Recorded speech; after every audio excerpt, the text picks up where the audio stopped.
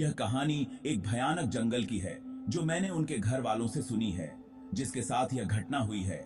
माधोपुर से लेकर श्योपुर तक फैले इस जंगल में न जाने कितने भयानक जानवर और भूत आत्माएं रहती हैं।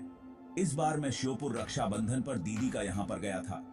वहां के लोग उस जंगल के बारे में बताते रहते हैं कि इस जंगल में आत्माएं भूत प्रेत रहते हैं। तो मुझे तो वैसे भी भूत प्रेतों पर विश्वास है, शायद आप लोगों को भी हो। तो मैं 15 अगस्त को अपने जीजा जी के कॉलेज गया था।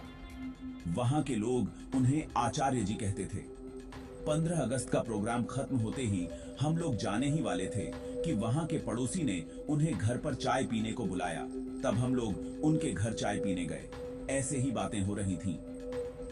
तब उन्होंने अपनी आप बीती कहानी बताई कि अभी कुछ दिनों पहले मेरे बेटे राजीव के साथ ऐसी घटना घटी है कि आपको क्या बताएं। राजीव के पिताजी ने बताया कि एक दिन मेरी तबीयत खराब हो गई थी।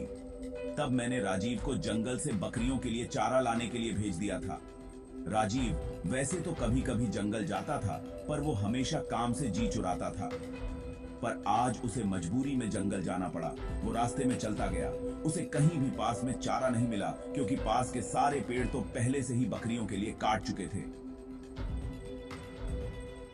वो जंगल के और अंदर चला गया। वो घने जंगल में पहुंच गया, जहां पर बहुत पास पास पेड़ खड़े हुए थे। पेड़ इतने घने थे कि आसमान तो नजर ही नहीं आ रहा था। बरसात का टाइम था, अच्छी बरसात हो गई थी, तो पूरा जंगल हरा भरा हुआ था। पत्थरों पर पानी ऐसे बह रहा था जैसे साफ कोई झरना बह रहा हो। पहाड़ों से नीचे की ओर आता हुआ पत्थरों पर साफ पानी बह रहा था। वहां पर इतनी शीतलता थी कि उसकी देखते ही थकान दूर हो गई।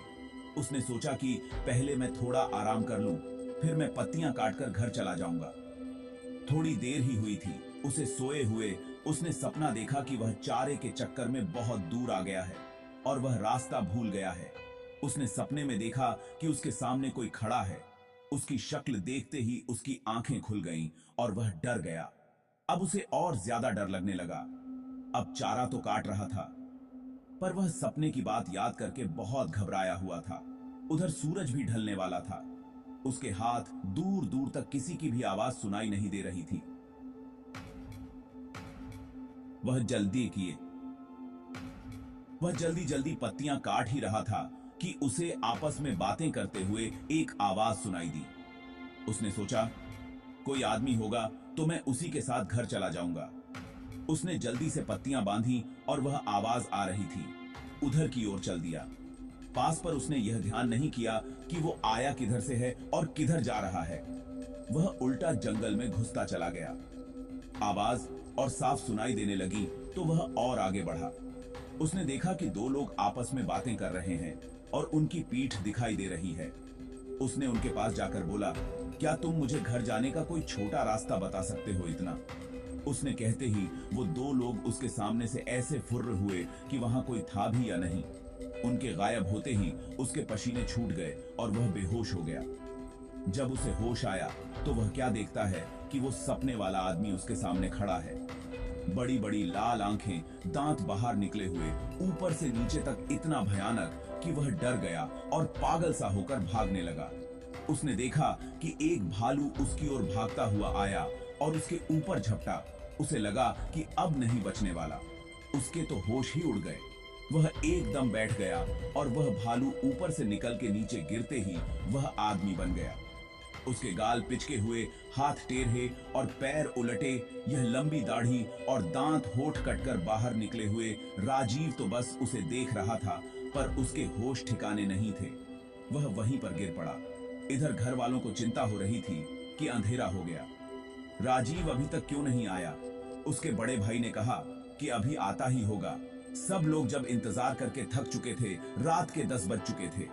अब उसके भाई को लगा शायद कुछ तो गड़बड़ है।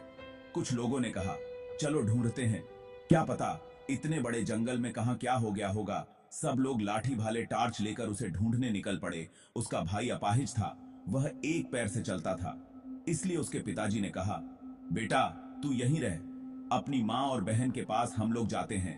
कुछ खबर होगी तो हम बताएंगे। पूरी रात जंगल में ढूंढते हुए हो गई, पर उसका कुछ नहीं पता चला। जहां तक वो लोग जाते थे वहां तक सारा जंगल छान मारा, मगर राजीव का कोई पता नहीं।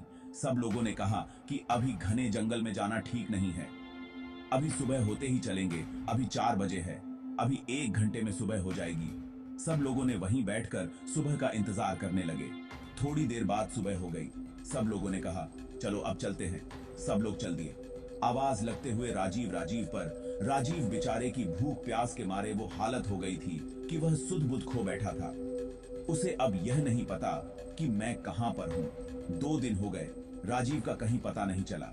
अब सब लोग परेशान थे। उधर राजीव का भाई बहुत व्याकुल था। बेचारा कुछ कर तो नहीं सकता था। वह जाकर अपने सामने खड़े हुए नीम के पेड़ के नीचे गड्ढा खोदने लगा और कहने लगा, मेरा भाई आएगा, मेरा भाई आएगा, वह कहे जा रहा था। दोस्तों, उस नीम पर वह रोज सुबह ढूंढ चढ़ाते थे। उसे अपने देवता का निवास मानते थे। इधर उसके भाई की पुकार सुन के उनके देवता निकल पड़े। उधर रात हो गई थी और राजीव को उन भूतों ने घेर रखा था। भाई, वह खुद बता रहा था।